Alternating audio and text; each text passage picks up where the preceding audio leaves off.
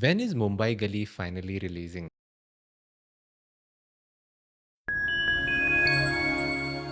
Hi everyone, today I'm starting my very own podcast called Tech Talks, where I will be inviting experts to discuss interesting topics around the tech industry. So, today for the podcast, we have a very special guest, a very good friend of mine, founder of GameEon Studios, Nikhil Malankar. Hi, Nikhil. Hey, hi Zishan. Thank you so much for inviting me on your podcast. Yes. So Nikhil, many of us known him by the game called Mumbai Gullies, but essentially he's also running a game studios. So let's start with this question, Nikhil. Yep. When is Mumbai Gully finally releasing? Sorry, I can't hear you. Okay, let me ask again. When are you actually releasing the complete Mumbai Gullies game? I literally can't hear you. Okay. Are you able to hear me, Nikhil, now? Oh, yeah, now it's better. I get it. I get it. We'll start with a different question.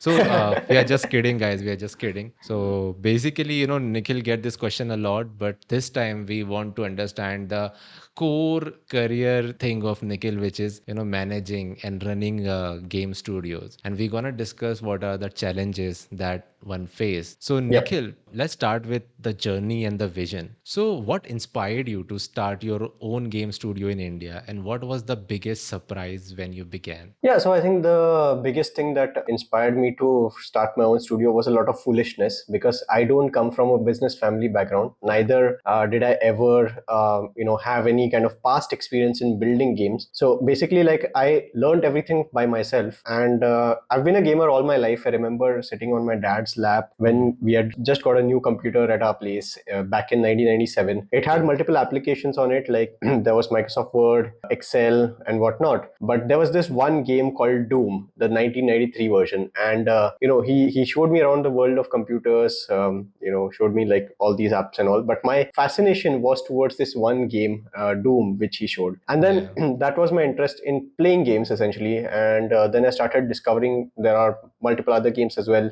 I played the likes of Road Rash, Midtown Madness. We also got a small NES console at our place back then in the early 2000s. So I played like Mario, Contra, and I remember used to go with my friends at cyber cafes with those arcade machines, Mortal Kombat and whatnot. So it was literally like my childhood days was filled with lots of fun and games, figuratively and literally as well. And one fine day I stumbled across GTA Vice City in around 2008ish, and Mhm. I like that game a lot. So I started modifying the game's code, made it look like the city of Mumbai. And in around 2009, I remember we went on a school trip with a bunch of my friends and all, and we clicked a lot of photos during that trip. And during those days, there were the days of compact discs. Like to transfer everything, you didn't have. Of course, Bluetooth was there, but it was Bluetooth, infrared, and whatnot. Yeah. But compact discs were one of the most popular file transfer methods out there. So a friend of mine came over at my place. We were transferring all the photos I was giving him in his CD. And, as kids, we have this habit of showing off stuff that we've Yeah. built or stuff that we have. So I showed him this game, this modified version of GTA Vice City that I had. And he asked me a simple question that, Nikhil, if you can do this, if you can build a mod of a game that makes it look like the city of Mumbai, then why not make a game by yourself on the city of Mumbai? And of course, as a naive ninth grade kid who has no exposure to the real life difficulties of starting a business or making games, I made it my goal to become a game developer. So initially, actually, the thought was that this friend of mine, Prasad Kazrikar, his name is. He Hmm. said that make a game on the city of Mumbai like Grand Theft Auto. So my initial thought was actually to apply to Rockstar Games. So I actually started looking at the qualifications that were required, and then I realized that they required like an engineering degree and all those fancy stuff and all. So that's what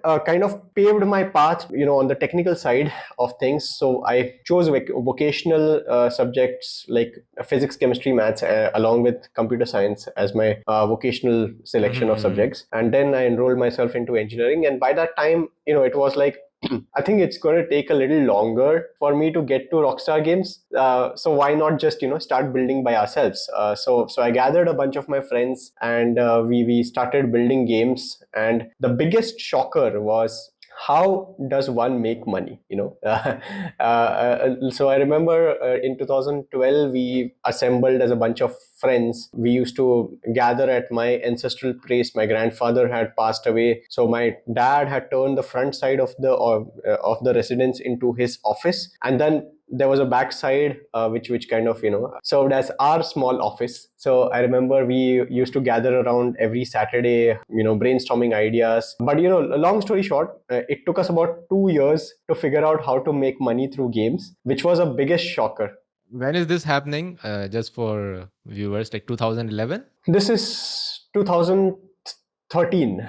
13th, okay. 2013, we started our company, we incorporated our company, and the first check that we received, and this was literally a check that we received from our games distribution, was in 2015. Before that, we were making money by making websites and apps for clients. Okay. Because obviously we had to pay the people that were working with us. Mm-hmm. We mostly paid them in pizzas and sort of small 1,000, 2,000, 5,000, whatever money we could manage out of these contracts that we got. So yeah, that was the entire journey. There's more details, of course, but I think this Yeah. podcast will fall short for that. Yes. So, Nikhil, Yeah. coming to funding and the business side, how difficult it is to raise fund for a game studio in India, and how difficult it is as compared to SaaS and other startups? I think in general, raising funds is quite difficult because we tend to look at the news headlines that this company got funded, that company got funded, but that is more like the outcome Hmm. of the last 6, 7, 8 months or even a year. Yeah. I remember one investor had committed funds to us in the month of January 2023, Mm-hmm. and the final remittance, the money in the bank that was received by us, was in December 2023. So it almost took a year's time, and during this time, what happens is like you have to run your company by yourself, manage all the operations, etc., etc. So it's not really per se to say about gaming industry. It's in general difficult to raise funds in India as opposed to raising funds in the US or Western markets. It's literally like sometimes a Zoom call, 2, 3 video conferencing calls, and within like 4 to 6 weeks you're funded. Yeah. So that also takes a lot of friction to kind of build, because if you have an idea, you need access to capital as soon as you possibly can. Now, even if that does not happen, you're a passionate founder and you figure out ways to make it happen by Yes. bootstrapping your company and whatnot. But I think people think it's more easy because many companies get funded, but they lack the understanding of what it actually takes, because I mean it's a long process. If I were to just sum it up for you, if I were to walk you through the entire process of how funds are raised for a company, it starts off with you knowing your business inside out, creating a pitch deck, then creating projections, how much money you're going to require, where you're going to spend, and how much revenue will we generate after how long time, right? Yeah. So these fundamental questions you have to answer. Then you have to reach out to n number of investors, like hundreds of investors, right? Because it's basically about advertising your own company, right? Then you have to set up pitch meetings with them. Those pitch meetings, most of them are going to be a waste of time because most of the investors will probably say no to you. Yeah. A handful of you that will say yes to you will then be followed up by a huge process of paperwork, them doing due diligence on your company, which involves you coming up with negotiation terms on how much they are going to invest and at what valuation. Then there's the process of getting a valuation report of your company that, okay, you're saying that, you come in at, let's say, a 20 crore valuation in my company. But do you have paperwork that justifies that your company is actually worth 20 crores? So you have to go through all that process of figuring out and getting that paperwork done from your chartered accountants, company secretary, getting that validated by a registered valuer, etc., etc. And then once that is done, then comes the agreement phase, which is wherein you negotiate all the terms. And once that signing is done, after that, you receive the funds in the bank, which also takes some time, around 30 days or 40 days from the time of you signing the agreement. And once that's done, that's not the end of the story. You can't just, if someone remits your money, you can't use it just like that. So there is post processes also that happen when you have to do filing with the ROC, couple of paperwork, etc., etc., file like pass documents, PAS documents, etc., and then you can start. Yeah, yeah, pass three and all. I remember, we just got a small grant, and even for that, we has to do a lot of paperwork. Yeah, But yeah, as like what I'm hearing from you is as a maybe like as a beginner founder, who's watching. So it's not like that you're gonna get the check the next day and your team can start working. So it's more like you have to stretch your runway with all the salaries of your teammate and yeah. manage all those expenses along the way till you get that money in your account. Exactly, exactly. So it's not like very much fancy, like how people see. See, of course, the announcement are made later point of time when they, everything is confirmed. But the time when you crack the code and when you actually able to use the money, I'm not even saying, Nikhil just said you cannot directly use it, but you have to do some ROC compliance. Then you are able to transfer it to in your account and use it for the purposes. Yeah. So coming to the like business side, Nikhil, like how difficult it is to manage all these expenses and all in a game studio. So see, after you get funded, things do get easier for a short amount of time. But you also have to look at the other side of things, wherein it might so happen that the amount of money that you raise can run out. Because when you ask for funding from an investor, you account for certain worst case scenarios. But in business, if something is going to go wrong, it will go wrong, and it does go wrong. And suddenly, like something that's going to cost you say 10 lakhs ends up costing you 25 lakhs, right? There is like hiring process, people performing at the best or the worst of their capabilities, but all of this combined is going to affect your business. So it is like, if you are able to figure out the processes and say that, okay, this is what is required here, then that's a relatively easier path. But let's say if you're building something experimental which does not really have like a tangible output within a fixed time, then it becomes a little bit of a rocky path. Let's say for example, like our case, we are building Mumbai Gullies, right? Now the biggest challenge was that a game like this has never been built from India.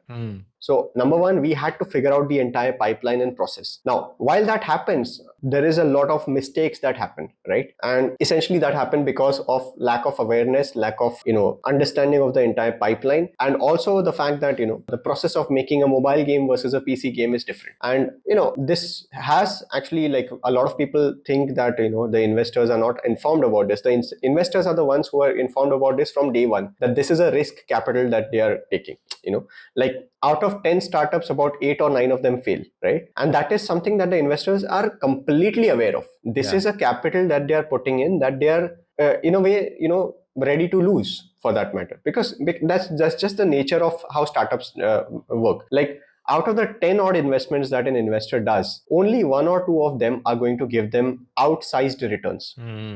Like, if an investor is putting in a crore, and they're going to walk away with say 10, 20, 40, 50 crores, 100 crores. There are also 200x returns that a few investors have received, right? But there are these 8 or 9 investments that are not going to see a light of the day on their profitability. And even out of the 8 or 10, some of them are going to give them like just the principal amount that they invested. Some of them are going to be complete losses. So it's a battlefield, Yeah. it's a battlefield. There is going to be bloodshed, and that's how it is. Yeah. Yes. So, Nikhil, coming to talent and hiring. So, what challenges do you face when it comes to hiring and retaining skilled game developers and artists in India? Oh, hiring is always a black box. Hmm. You never know what you're going to get. Like it's until and unless you have hired the candidate, you never know how skillful they are. Yeah. And this is something that I'm talking about even for the most senior talent. It just doesn't apply to junior talent. Sometimes, I have observed that a few interns perform much better than a senior talent does. Yeah. So that is also, it also brings from the perspective of an intent with what the talent is coming at. The other biggest challenge is notice periods. Like, for example, like, if you have raised funds for your company that for operations of the next 12 months or 16 months, right? Or rather, let's say, for an optimistic view, 24 months. Yeah. And that 24 months of operational capabilities, you've planned that you will have everyone on day one, or let's say you will have like 50% of people on day one. 3 months later, you will hire a tech lead. After that, that you will hire like a mid level person or whatever. So and then what happens is reality hits. So when you start operations of the company, you found out that okay, this person who we just made an offer to has to serve a 2 or 3 month notice period. So that kind of vanishes your timeline if with just that. So suddenly something that you are going to make in 24 months is now going to take you say 25, 26, 27 months, right? So then you have to account for operations during that period, because as you mentioned, fundraising is one thing, but when you don't have access to extra capital, you have to manage that from your own pocket. Yeah. And let's say your fundraising roadmap tells that we are going to deploy this capital for 24 months and revenue is going to start getting generated from 30th month, for example. Yeah. So during that point of time, you raise for maybe 32 months, for example, right? And then because of this 3 month delay, that 32-month runway kind of gets obliterated. And then your product that was going to be ready in 24 months is going to be ready in 27 months, which is going to put a strain on your revenue generation timeline from 30th month to 32nd or 33rd month. So there will be that small strain that you will face for a month or two, wherein you will be running out of capital. And this is just a small example, like there might be instances wherein you might run out of capital faster because of certain wrong hires that you do. Yeah. It's a very difficult situation to navigate as a founder, because it might not particularly be your fault. It might be like people who you hire underperform, but their underperformance is also your fault. Yeah. Like as a founder, you can't say that my team messed up. You have to own up and say that I messed up. Because you can, as a founder, and you must navigate these problems as your own. It's like being a parent. You have to take care of your kid. Your company is your kid, and you need to make sure that there is enough support system around it, in the form of mentors, in the form of support staff, in the form of founders, partners, whatnot, to make sure that this baby actually sees the light of the day as a groomed individual in the future. Yeah. So Nikhil, tell me about this two important aspect regarding maintaining the employee. How important is firing? See, firing sometimes, like it's looked upon as very negatively, but if you were to put some rational sense into it, anyone who has hired and fired people understands one thing, that firing is just as important as hiring. Because you're at the end of the day, you're running a business. You're going to pay someone a salary. And let's say, for example, if you are going to, there are two instances when you fire. One is either you know that you're going to run out of money. In that case, what I would suggest is explain to the staff that, this is the situation. We probably can't pay you salary. So it's your voluntary decision. Do you want to continue or not? Like let's say if they're actually very critical to your operations. Being transparent with them is always the best policy. At least that has actually worked out for our business in the worst of our times. There are people who stick around. There are people who put in their papers, etc., etc. That's completely fine. The second instance is actually when the candidate is not performing, and you identify that this is becoming a sort of a pattern, that the candidate is not performing to the best of their capabilities. So that kind of affects their KPIs along with the business's KPIs, right? And you can give them a chance once or twice, but if you're finding that it is becoming not reasonable to continue with them, it's best to let them go, because they will also be able to switch to a better opportunity, and they will be able to find better opportunities for them, as well as it will not be a deterrent to your business. Sometimes it's also like certain situations are mandatory to do. Like for example, even in medicine, in hospitals, certain cancerous elements in our body have to be cut off immediately, or else the cancer kind of spreads. So if you find out someone is underperforming, or rather the cancerous example can also be applied to someone who's being toxic within your company, to either you or your employees or whatnot, it's best to cut them off immediately. Especially the toxic ones, you have to cut them off immediately, because if you entertain any of that, it is going to eat up your entire culture. It is going to affect the morale of everyone else. They will see that, okay, one person is behaving like this, what's stopping me from behaving the same way and getting what I want? Right?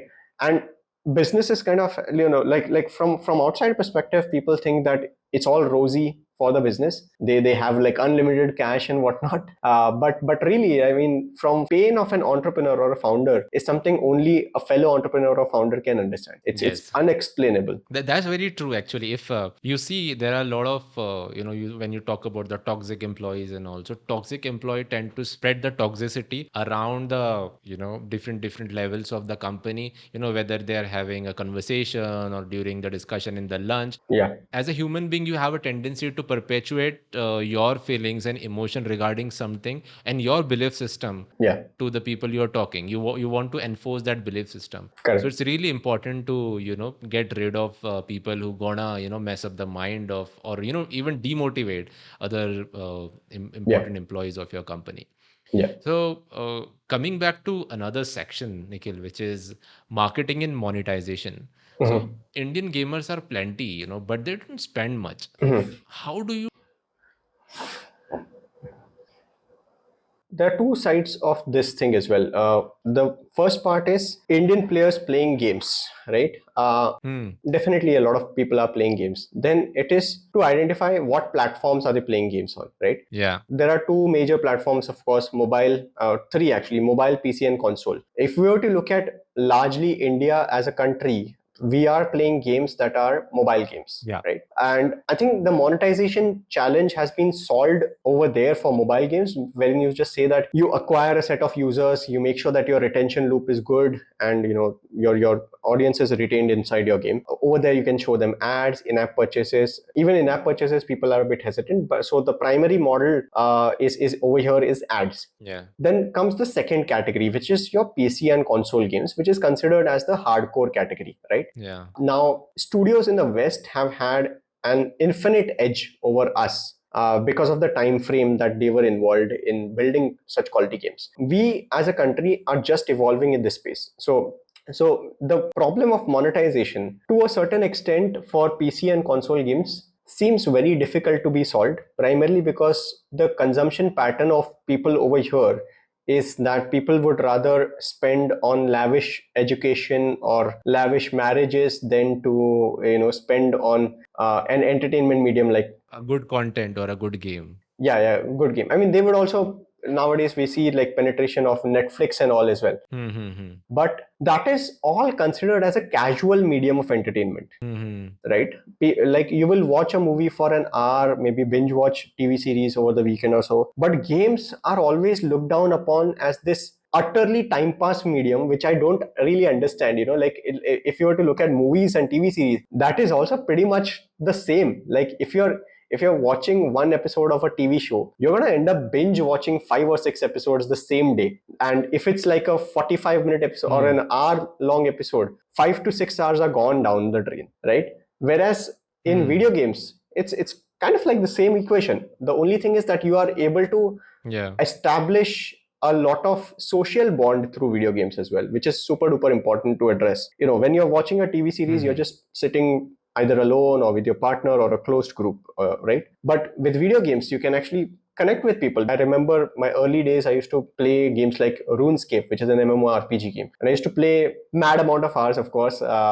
As a kid, you tend to do that. But during that time, some of the friends that I've made through these online games have become extremely crucial connections over here right now where I'm standing. I think that's very important to address, that games can actually bring in a lot of interactivity, and that's the reason Hmm. why people should prefer buying games as well, tying into your monetization angle of this, because you spend say 300 400 rupees on a movie ticket, 200 300 whatever that is, right? And you get 2 hours of entertainment.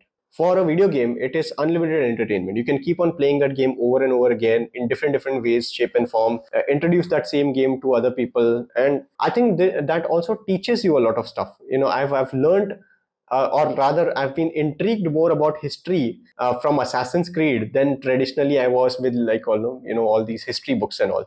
I've learned more about Yeah. geography and geopolitics and all from Civilization series. Because you are more involved, right? Yeah, yeah. Nikhil, what do you think of this? So, I have a very strong opinion in this. So, we've been like in India, we have a very good distribution of movies and Yeah. entertainment series or TV series, but we didn't had back then a very good, or you can say very much sorted distribution of games. Like, you can buy an original Yeah. game in a game store. This thing wasn't there. All the game, I mean, the bigger games, the AAA games were accessible through pirated discs. Like, a lot of Indian users used to play. So, do you think that lack of distribution or lack of popularity of playing such games or an availability to buy the original title lead today's generation to perceive game as like unimportant, or can be downloaded free somewhere, and just I don't want to pay for the game, or paying for the game is useless? Do you think this is the cause for this? So I think the cause for this is the mindset of our parents and their generation. They grew up in a Yeah. generation where computers didn't exist back then. Like in the Yeah. 70s and 80s, computers didn't exist. So for them, the Yeah. traditional pathway was, or rather the entertainment medium was just watching a movies or hanging out with friends, etc., etc. Hmm. Generation, or rather like us millennials and then the Gen Zs. Okay, we'll divide it like that. So us millennials actually did have access to brick and mortar offline stores wherein you got access to Hmm. video games. Like I remember going with my dad to Planet M. I don't know if that existed in your Hmm. area or something, but like in my locality, if you went to the station, there was this store called Planet M, and they had all these discs of original plus pirated games. So I remember, like back in the day, those store owners themselves used to say that, oh, this is the original version, this will cost you say 1,500 rupees, whatever, and then this is the pirated version, which is the same game, but you'll get it for 150 or 200 rupees. Yeah. So that was back then, but now I think you don't particularly need access to like brick and mortar offline stores, because there are platforms like Steam and Epic Games that kind of got rid of that Yeah. entire distribution segment. It is going to be completely changing in for the next generation, for the Gen Zs and the generation after that, because we as a generation understand games. I mean, I would love Hmm. to buy games for, whenever I have kids. I would love to buy games for them, and I'm pretty sure a lot of people our age would understand that. So I think the consumption pattern is going to greatly shift in the near future, wherein we are going to see a lot of people actually playing games. And now I think we are also in a very good situation wherein we've started to understand our potential as creators of our own original IPs, rather than just working on IPs of the West. Especially with all the tariffs and all, I think it's a blessing in disguise for us to go through that entire experience. Yeah. Yes, yes. So are you gonna be that father who buys a PlayStation for a 1 year old, just for him to play and all the AAA titles? I think I will buy for myself, and as a byproduct, probably my kid will have access to that. Yeah, I've seen a lot of memes where, they show this entire set of PlayStation monitor and a lot of game, and he has just 6 months old daughter. Like when our generations will become Yeah. fathers, I am a father, but we will have all such things. We will have a very different view of games. So coming to the next section, Nikhil, which is global versus Indian audience. So do you design games for Indian audience first, or do you target global players right from the day one? So it's very difficult to bifurcate between what is a global audience versus an Indian audience, especially when you're building games for PC and console. So I think what we do is we design games for the typical gamer, and we test it across various different geographies, and we get different types of feedback from all over the world. Like for example, sometimes you showcase a game at a specific event in a specific country, and the same game you showcase in another country, the feedback and the acceptance criteria is completely different. Whereas I remember showcasing Mumbai Gullies in IGDC in 2023, when the version was relatively stable, and then we made some improvements minor here and there, and then with those improvements we showed the same thing in Brazil, and then in parallel we did that exercise again in India. So the way that the game was perceived in Brazil it was showered with a lot of love, support, and appreciation, as opposed to here in India, where it was looked with a different lens, from a perspective of it being an unfinished product, it not working properly, etc., etc.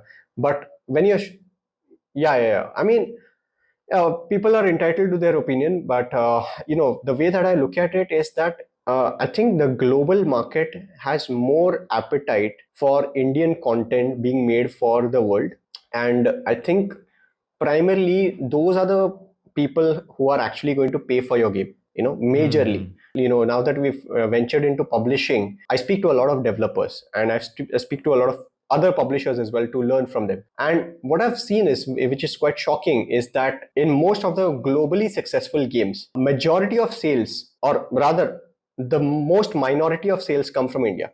Less than 10% of the sales of PC and console games are from India. I was Hmm. speaking to one developer who had a very successful game that was on Steam, and they said that we earned a lot of money, but only 2% of our revenue came from India. Okay. Imagine, 2% of their revenue came from India. I don't want to name the game over here because of obvious reasons, Hmm. but I'm seeing this pattern more and more, that your sales are not going to come from India, but you have to build a business. You have to make sure that your company is growing. So the best strategy is, I don't know, like, not to build for a specific region, but to be able to market that beyond India, Hmm. because that's where you're going to get your sales, especially from the European, US, Australian region. And if you're able to localize and get into the Asian markets like Japan or China or Indonesia, Hmm. Philippines, Hmm. Hmm. whatnot, I think those are some very good ideas, because today someone sitting in India has access to the same technology as someone sitting in the US or Europe. So technology problem has very much been democratized. So now we need to just solve the problem of where we are selling and how much we are able to earn, because cost of building games in India is super cheap. Yeah. So if and that's the reason why these bigger studios outside are struggling, that their cost of building itself is so much high that they're not able to sustain the operations of their company. So building is not a problem in India. Monetization is a problem when you're selling in India, because people don't have that acceptance to pay for games, and you have to like live with the reality. So if you want to monetize from India, build mobile games, until and unless we have like a very good infrastructure where people have access to top notch PCs, consoles at home. I think until that point of time, it would be a wise decision for you to build mobile games, work with popular publishers in the mobile space. And if you want to build for PC and consoles, build a very good experience for the global market. Yeah. Yeah. Yeah. So, Nikhil, do you think there is a education gap in the Indian ecosystem when it comes to gaming? There clearly was several years ago. Very, very few institutes were taking initiatives to actually teach game development. I remember DSK Supinfocom did a very good job of that. Couple of people that we've also worked with, we hired, they are DSK Supinfocom alumni. So back then the struggle was that there was no pathway to learn how to make games. I think that has also more or less been solved right now, or being solved right now, because there is not just institutions popping up, but there are multiple online courses as well that are out there. So for example, government of India recently announced multiple initiatives supporting game development. Our honorable Prime Minister Narendra Modi ji also spoke in favor of video games, and there has been like a clear distinction now between betting games and regular Yeah. casual games. So more and more universities are also introducing game development in their curriculum. That's one. Second part is, I mentioned about these institutes. So in Mumbai, I remember about 1.5 or 2 months ago, I was invited at this institute that was set up in Mumbai called IICT, Indian Institute of Creative Technologies. It was set up here in Kolaba, here in Mumbai. Then there are institutes like art institutes like Arena and Mac and Framebox.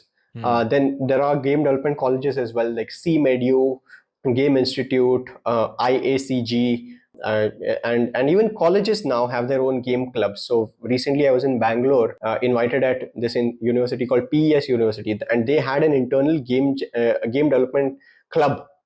More and more of these clubs exist out there, which is a great thing. I spoke about online courses. So Gamer to Maker, run by Mr. Rahul Sehgal, is a great initiative. We have hired from Gamer to Maker as well, exceptional talent. And I'm also actively mentoring people, educating them about how to get into development. So I've run these cohorts called the Game Development Accelerator Program. One such batch is currently ongoing right now on Spawn School platform. So you can leave that link in the description as well. So if anyone is interested in learning how to make games, I teach them in about 3 months of time to be industry ready. And along with that, under Spawn School's platform, we also provide like a month-long internship, a paid internship. So that's there. So I think educational infrastructure is changing very rapidly, and over the course of next few years, this is going to be like a boom, in the industry, that we have the best talent over here that is working on the best quality games being built either for India, from India, for the world, whatever, does not matter. But I think right now is the best time to ever to get started in becoming a game developer. Yeah. So you spoke about regulation and the government policies. So my next question is, how do you see the recent gaming bills and regulatory discussions in India? Are they helpful or harmful to a gaming studio? So I have like three sorts of opinions. So the three opinions are good, bad, and ugly. To sum it up, the good is, of course, because now there's a clear differentiation between these gaming and online betting apps, Yeah. or rather RMG games, Yeah. as would be the official term. Now, because they are banned, we will, as game developers, get access to more and more capital to build hardcore titles that will give boost to the development ecosystem over here. The bad part is, naturally, because of this entire sudden ban, if it was a gradual ban saying that government of India would have given them like 6 months or so to wind up all the operations, so there could have been like, this situation could have been managed a bit more better. But now, because there's a sudden ban, we are like, there were figures that there are about 200,000 or 2 lakh job losses in the space. So there's been a huge vacuum created that needs to be filled. So either these people will try to find jobs in regular tech companies, or they'll kind of scout for jobs in regular gaming companies. But there is only limited demand in the market that probably might not accept the supply, because the people who have worked on RMG games might not necessarily have the same expertise as someone who wants to build a regular casual or a hardcore game. So that's the bad part of it, that the talent that has been let go of might not immediately find relief for in the form of a next job, right? And then the ugly part is that this brings a huge economic loss to the government of India, because we've seen like the GST revenue that the government was earning from this was in thousands and thousands of crores. What will happen now is people who are looking for such games are going to find offshore solutions, because someone who's addicted to gambling will not just give up just like that. While of course we are regulating it, and now with the ban and all that is happening, but someone who's kind of used to that lifestyle will try to find alternate solutions. And that means that the money that was circulating in India is now going to go outside. Yeah. So that's the ugly part of the situation. So there's no clear answer whether this is an absolute good or not, because there is certain good that it carries, but there's also certain bad and ugly that comes with it. Yeah. So, Nikhil, coming back to a very interesting section, which is original IP and outsourcing. Yeah. And I think you have covered a couple of points, but what do you think about, will this new regulations and everything give a spark to creating original IPs, original characters, original storylines, or even having to have our movies or movie characters and the stories coming to games, very soon? Yeah, absolutely. I mean, for movies part, there's a little bit of a different conversation, because like for so movies are these economic activities, I would call it, that happen during the release of that movie. Now, not Yeah. necessarily a movie branches out into different types of revenue streams. Like we've seen some examples, and mostly these are related to Shah Rukh Khan, wherein Yeah. he actually takes like bold steps in promoting his movies via different avenues. We've seen games like games built on Chennai Express, Ravan, even Dawn. Yeah. But those were the kind of games that are built more as an afterthought. It's like a branding activity that happens. Yeah. And if you see most of the movie games that are built, they are very much like that. They don't take into account the central experience of building a game for the sake of it.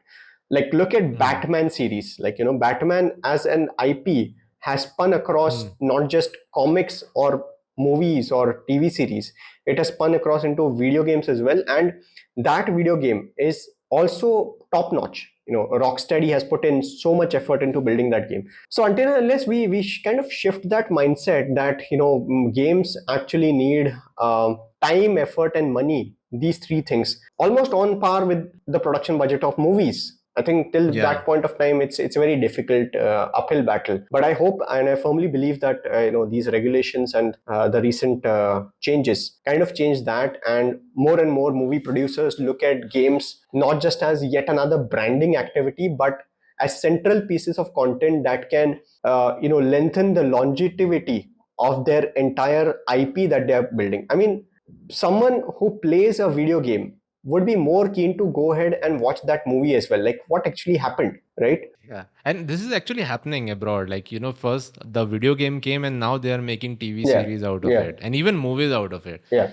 Assassin's Creed is one example. Then we had Fallout. I know of one developer who has from India who's been able to crack that deal. Hmm. I won't mention his name right now because it's a deal that he's signed very recently. But when that movie comes out, I said it first on this interview.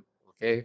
Okay, we are very excited. So, Nikhil, let's jump to next section, Yeah, which is community and ecosystem. yeah. So, what role do you think like events like IGDC and creator communities play in supporting Indian studios? I think IGDC under Jedi, GDAI is doing fantastic stuff around the entire ecosystem. They're hosting, earlier it started off just as a yearly conference, but now it has kind of branched out into this entire, series of events that pop up every few months across all the cities. IGDC did like dev days across various different cities, which was a great thing. They saw participants from different parts of the country coming together at different locations, collaborating with each other. That's great. As an outfit, they're also supporting game jams. In fact, they supported your game jam as well at Dimension 3D that you hosted, which was fantastic thing. They also organized like jury members and whatnot. Hmm. I think we need more such organizations. Like, and I'm very happy to see that there is also IGPDA that popped up, and there's Yeah, just formed, right? With all these gaming leaders. and then there is IGEA, IGDA, and so many other IGs of the world. I think more the merrier, because there is room for people to coexist. Like it's a similar concept. Like if Flipkart is there, Amazon can exist, so can Misho, Mintra, and all these other outfits. So it's the same thing for Indian ecosystem. We need more strong voices popping across all of India to make sure that we are strengthening this entire thing and kind of creating more of a lobby, a strong lobby that can also represent the best interest of the game development community in front of the government of India as well, whenever that is required. And I think so far it's been executed exceptionally well. And I look forward to be more involved with these communities as well, as much as the initiatives that they are in helping them grow this entire ecosystem. Yeah, So the future looks very bright for Indian gaming industry. 100%. So the next question is, where do you see Indian gaming in 5 years from now? And what advice would you give to aspiring founders starting their own studios today? It's very difficult to predict what happens in the next 5 years, especially in the age of AI right now. Because what Yeah. I think can happen in the next 5 years might happen in the next 2.5 years. Who knows? Hmm. But it's the best time to build. We are existing in perhaps one of the best times in history of humanity ever to witness certain technology shifts and adaptation at a level that is completely unprecedented. I mean, you know I remember watching Silicon Valley, one specific episode wherein Gavin Belson was talking about a scenario of data geddon. There's Yeah, yeah. the amount of data that was created just in the past few months is exponentially higher than the amount of data that was ever created till that point of time. Especially with the use Yeah. of AI, people are creating videos, people are creating images, people are creating, putting out blog posts and whatnot. The speed is Hmm. rapid, and if someone wants to actually build in the gaming space, I would tell them embrace AI with open arms. Don't shy away with AI. Do not think about the implications of what will happen if we use AI. Does it bring any sort of negative impact or so? I think the positives are far better outweighing the negatives. So just embrace it with whatever might and strength you can. Stay updated with the latest trends. There's going to be a huge shift of tech that's going to happen. We recently, Mark Zuckerberg announced the Meta wearable glasses, which now Yeah, yeah. actually have you displayed the entire thing on your glasses, which makes me feel bad because just a few months ago I got the Meta Ray-Ban latest versions, which does not have that display thing. So I think the future is filled with a lot of disruption. Interactive technology is going to come to us very sooner than later. We are going to inherently change how we interact with interfaces. We are going to change our entire consumption pattern. More and more platforms are going to accept gamification. If you were to look at Netflix as a platform, it has one of the most prime examples of gamification early on with their Black Myth, not Black Myth, sorry, Black Mirror Bandersnatch Hmm. episode, wherein they actually let the players choose the outcome Choice. of the series, yeah, the choice. So that would be my advice to anyone who aspires to be a game developer. Stay updated with the latest tech, embrace AI, and just make sure that you're making the most out of, or rather understanding distribution. That is the key takeaway over here. And in an age where anyone and everyone can create everything, it's also the best time to be entertained. So consume a lot of memes, share a lot of memes, make lots of memes on yourself, and try to have fun. Just in general, this is probably the wildest time ever in the history of humanity. So make the most out of it. That's just a closing statement from my side. So, all right, guys, this was Nikhil Malankar and very first episode of Tech Talks. If you want to see more of such contents regarding discussions regarding latest technologies, regulations, gaming, so subscribe to my channel and like the video. And until then, see you soon.